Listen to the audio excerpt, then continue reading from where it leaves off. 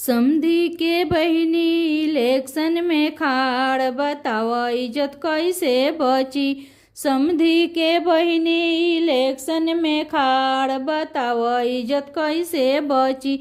गली गली वोट मांगे, गुंडन से नोट मांगे। गली गली वोट मांगे, गुंडन से नोट मांगे।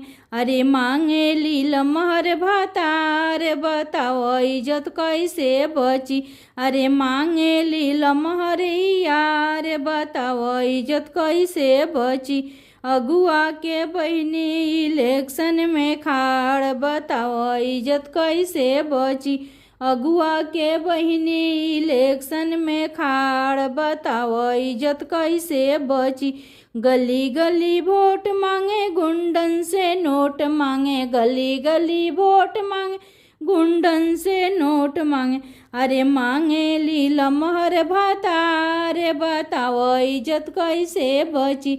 अरे मांगे लील महर यार, बताओ इज्जत कैसे बची। भसुरू के बहिनी इलेक्शन में खाड़, बताओ इज्जत कैसे बची। भसुरू के बहिनी इलेक्शन में खाड़, बताओ इज्जत कैसे बची।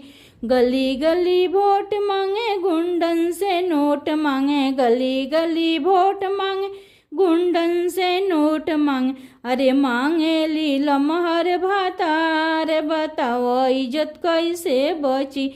उत मांगे लील महर भातार, बताओ इज्जत कैसे बची। दुल्हा के बहिनी इलेक्शन में खाड़, बताओ इज्जत कैसे बची। दुल्हा के बहिनी इलेक्शन में खाड़, बताओ इज्जत कैसे बची। गली गली वोट मांगे, गुंडन से नोट मांगे। गली गली वोट मांगे, गुंडन से नोट मांगे। उत मांगे लील महर भातार, बताओ इज्जत कैसे बची। उत मांगे लील महर भातार, बताओ इज्जत कैसे बची।